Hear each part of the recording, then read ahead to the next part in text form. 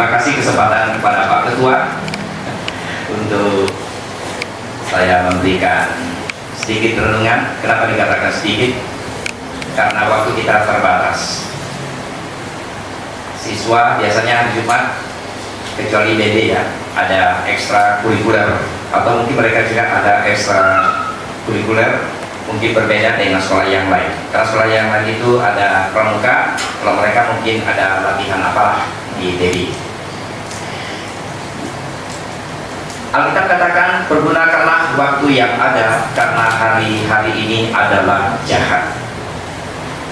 Sekarang kita mempergunakan waktu yang ada karena waktu kita singkat. Terbatas kita dari jam 11 sampai jam 12. Tadi Pak Ketua ada izin di grup pembina PPKM tidak hadir, tapi kalau bisa urusannya selesai beliau hadir. Ternyata ada, tidak berani duduk di depan dekat saya karena udah izin tadi ya, atau yang di depan beliau itu. Tapi tidak apa-apa, saya senang beliau ada bersama dengan pembina-pembina yang lain. Pak Rano tadi ada di belakang, Ibu Isnalia, Ibu Rona, dan yang lainnya. Di depan juga ada. Jika baik, kita langsung ke firman Tuhan yang sudah Bapak berikan kepada bagian proyektor atau di sininya. Silakan, Amsal. Iya, Amsal 18 ayat 4 kita baca sama-sama. Amin. Amsal 18 ayat 24, hitung sampai 3. 1, 2, 3. Ada teman yang mendatangkan kecelakaan, tetapi ada juga sahabat yang lebih karib daripada seorang saudara. Bisa bilang amin? Haleluya. Coba lihat di sebelah kiri kanan kamu itu, depan belakang kamu itu, teman atau sahabat itu? Teman. Kalau teman bisa datangkan celaka bagi kamu. Hati-hati kalau begitu, yang ada di sebelah kiri, sebelah kanan, yang ada di depan, termasuk para pembina juga PPKM ya. Kalau memang dianggap itu teman, tapi kalau sahabat tidak akan mencelakakan kamu. Orang katakan banyak uang, banyak teman, mereka ya. Tidak ada punya uang, tidak ada punya teman. Nah itu. Kalau teman seperti itu, sampai ada lagi yang mengatakan teman makan, ya bukan makan enak, teman makan teman. Ada nggak di sini? Ada. Kawan kamu tuh, teman makan teman. Di luar ada nggak? Jessica, ada teman makan teman. Jessica, Catherine, ada. Wah, kacau lagi tuh. Ini berat tanggung jawab pembina kalau seperti itu. Teman makan.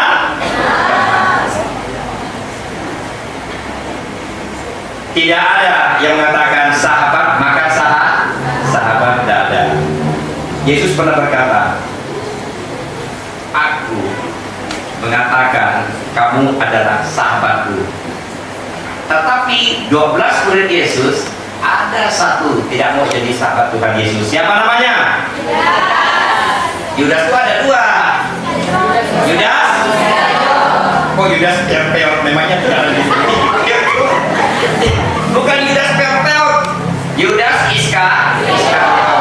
Tidak mau dia jadi sahabat, dia mau jadi teman. Akhirnya makan teman. Bukan cuma makan uang persembahan dari kita, tapi Yesus pun dijual. Saking uang itu tidak cukup kali, ya enggak? Berapa kali uang perak? 30. Bukan uang kertas, uang perak yang warnanya putih gitu ya kan, dan kilat gitu. Dia jual Tuhan Yesus. Akhirnya Tuhan Yesus sampai dihukum mati di kayu salib. Baik, ada teman yang mendatangkan kecelakaan. Dari zaman Bapak masih SMP, SMA dulu, selalu ada di diari itu, ditulis, teman-teman juga tulis itu, teman boleh 1000, tetapi kekasih hanya 1. Atau ada 5 sini? Buat cadangan ya. Buat cadangan gitu ya kan? Ya, teman boleh 1000, tetapi kekasih hanya 1. Ya kan? Ya. Tidak boleh banyak-banyak, nanti berantem gitu ya maksudnya ya kan? Ada teman berteman dengan berapa banyak, silakan. Tapi mesti hati-hati karena Alkitab sudah menulis ada teman yang tidak baik, ada teman yang baik. Teman yang tidak baik, dia bisa mencelakakan kita. Teman bisa makan teman. Kalimat yang kedua, tetapi ada juga sahabat yang lebih karib daripada seorang saudara. Kalau kita punya masalah pribadi, baik pribadi kita, masalah keluarga kita yang sifatnya rahasia, tidak bisa diketahui orang banyak, karena menyangkut aib pribadi kita atau aib keluarga, aib gereja kita, aib orang Kristen. Hati-hati kalau kita cerita dengan teman kita. Kalau teman kita ini tidak baik, dia akan teruskan kepada orang lain, dan aib kita diketahui banyak orang. Biasa kita lihat di Facebook, di YouTube, katakan hati-hati kita cerita sama teman. Kita cerita tentang pisang, tentang ubi, sampai di sana udah jadi kolak, tinggal makan, ya kan? Nah itu baru kita ngomong ubi, ngomong pisang, ngomong apa lagi? Ngomong jahe, ngomong santan, sampai sana udah kolak, udah jadi, ya kan? Wah, ini kacau seperti itu. Baik, sportingnya, edukasi pertama, silakan. Bukan, Amsal pasal berapa? 17 ayat 9. Kita baca sama-sama. 1, 2, 3. Siapa menutupi pelanggaran, mengejar kasih. Tetapi siapa membangkit-bangkit perkara, menceraikan sahabat yang karib. Tuh. Tadi sudah disampaikan ya. Kita cerita ubi, kita cerita pisang, kita cerita jahe, kita cerita santan, ya kan? Tiba-tiba ada kolak. Ini dia. Siapa menutupi pelanggaran, kita cerita sama orang yang tak boleh diteruskan pada orang lain. Kita hanya curhat sebetulnya, mau mencari solusi. Solusi itu artinya jalan keluarnya. Ternyata bukan itu yang kita dapat. Dari luar sana udah banyak ngomong tentang kita, bukan yang baik, yang tidak baik justru. Nah, siapa menutupi pelanggaran, ada cerita tidak baik, ditutupi. Mengejar kasih. Kenapa kita menutupi hal tidak baik yang disampaikan pada kita? Karena kita mengasihi orangnya. Jangan cerita aib orang, kejelekan orang, nggak boleh. Cerita yang baik-baik saja. Tetapi siapa membangkit-bangkitkan perkara, menceraikan sahabat yang karib. Membangkit-bangkit itu membesar-besarkan masalah. Akhirnya yang tadinya kita akrab jadi tidak akrab. Ujung-ujungnya bisa berantem. Tidak punya teman. Apa artinya hidup kita ini? Sebagai makhluk sosial, tidak punya teman, tidak punya sahabat. Kalau kita jadi pemuda remaja yang baik-baik, tanpa kita undang pun teman itu datang. Ada di YouTube kita baca, di Facebook orang kita baca, di dunia maya kita baca. Ada yang mengatakan seperti begini, orang itu terlalu pintar menilai orang lain, tetapi terlalu bodoh menilai diri. Kalau Bapak setuju juga, tetapi ada positifnya juga. Kalau kita nilai diri sendiri selalu baik, memang harus orang lain yang menilai kita, ya udah. Dia melihat kekurangan kita, dia kasih tahu. WR contohnya kan, oh kamu tadi WR-nya begini-begini, tinggal kamu tambah begini lagi. Tamburinnya tadi gerakannya seperti begini, coba kamu begini lagi, disempurnakan. Gitu ya. Ayat berikutnya lagi, pasal 17, karena waktu kita tidak banyak. Ya, 17. 1, 2, 3. Seorang sahabat menaruh kasih setiap waktu dan menjadi seorang saudara dalam kesukaran. Semua katakan amin. Ini bukan teman, tapi sudah jadi sahabat. Sahabat tuh dia bisa menyimpan rahasia. Ada berita yang perlu diteruskan pada orang lain, yang bisa membangkitkan semangat orang lain, tapi ada berita yang tidak perlu diteruskan kepada orang lain. Oleh sebab itu, setiap kita berkomunikasi dengan siapapun juga,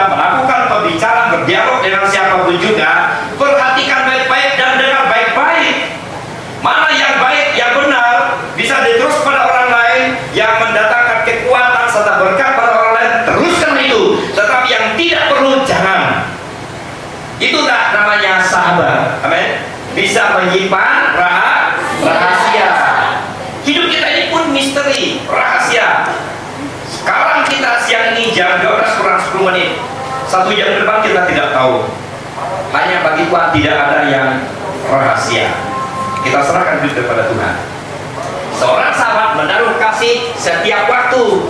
Dari awal tadi Bapak katakan, punya uang, punya banyak teman, ya kan? Ya kan? Nah, tetapi kalau seorang sahabat, kalau udah kasih setiap waktu, punya dan punya uang, dia setia menjadi sahabat kita. Karena kasih.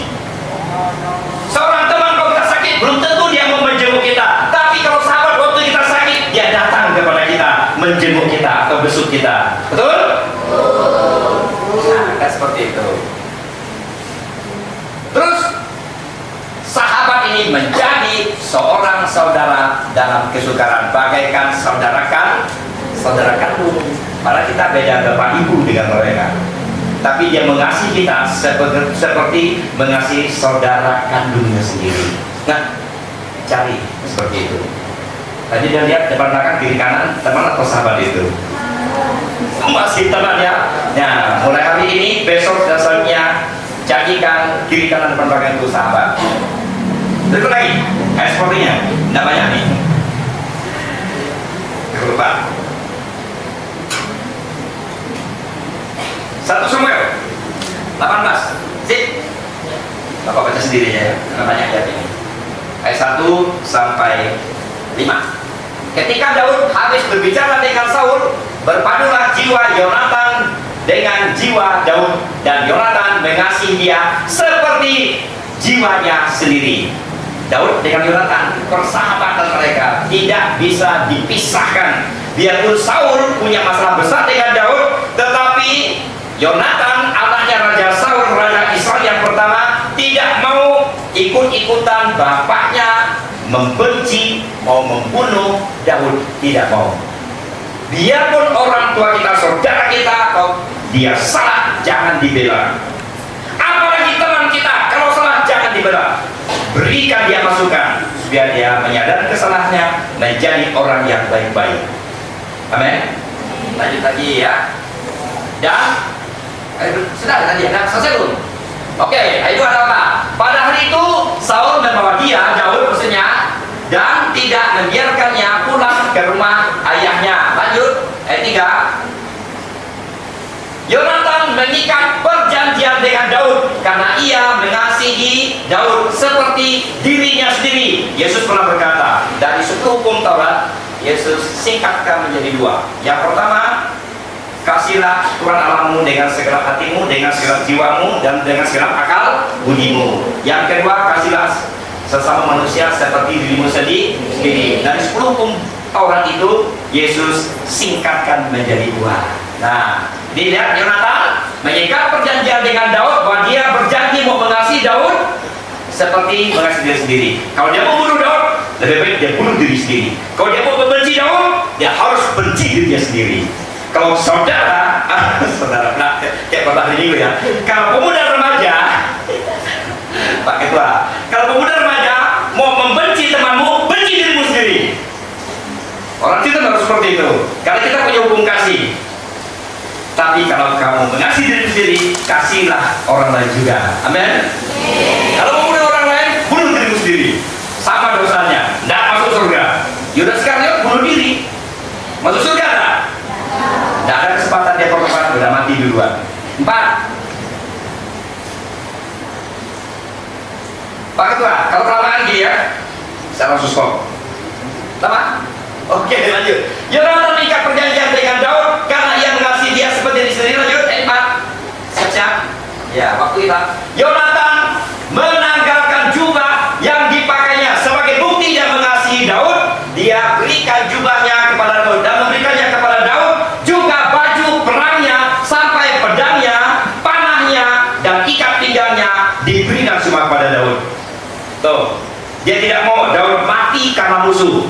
Pakai jubah saya, pakai perang saya, pakai pedang saya, pakai panah saya, pakai pakai juga semua perlengkapan perang. Ikat pegang, pakai semuanya. Ketemu musuh, kamu menang. Tuh, kasih seperti itu. Kalau jadi sahabat seperti itu, apa yang dia punya siap berikan pada orang lain. Tuh. Lanjut, terakhir. Daud maju berperang dan selalu berhasil kemana juga Saul menyuruhnya, sehingga Saul mengangkat dia mengepalai para prajurit. Hal ini dipandang baik oleh seluruh rakyat dan juga oleh pegawai-pegawai Saul. Ya, Tuhan menyertai dia karena hatinya beres. Tidak ada rasa keterikatan dengan siapapun juga. Dengan baju perang, peralatan perang, Yonatan dia perang selalu berhasil mengalahkan musuh. Lanjut. Amsal 2:25.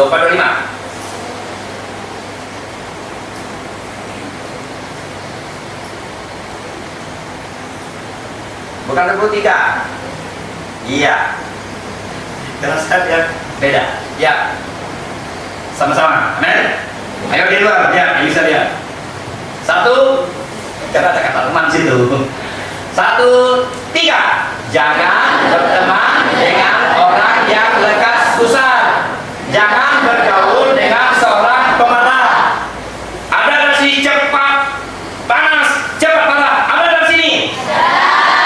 Di luar ada enggak? Kamu tidak punya teman seperti itu. Ini ayatnya. Ribut. Sini ada? Bertobat kalau ada. Nah, saya senang lihat Pak Ketua, Pak tidak setuju dengan ayat ini. Jangan berteman dengan orang yang lekas kusar. Jangan bergaul dengan orang yang pemarah. Mengapa? Oke, jawabannya. Halo? Ya, sama-sama lagi ya. Yuk, ini dua. 1, 2, 3. Supaya engkau jangan menjadi biasa dengan tingkah lakunya dan memasang jerat bagi dirimu sendiri. Terbiasa kamu dengan kasar, terbiasa kamu cepat emosi, terbiasa nanti kamu berkelahi dengan orang. Siapa mau teman dengan kamu? Nanti. Itu benar-benar kata-kata. Kenapa Bapak kasih ayat ini? Karena pemuda remaja, jangan kau pukul dia gitu, patah tangannya nanti. Iya, itu ada guru di belakang. Ya, perhatikan ini. Karena kalian tuh banyak teman, karakternya beda-beda, apalagi beda agama lagi kita lagi. Doktrinnya, pengajarannya beda lagi dengan kita. Nah, ini hati-hati dengan teman. Masih utama satu lagi? Masih mau? Tidak mau. Oke. Tambah saja. Satu ayat saja ya. Satu ayat saja ya. Ya, ada 12. Satu ayat saja. 1 Korintus 15:3. Beda kan? Nah, ini sama-sama lagi. 1, 2, 3.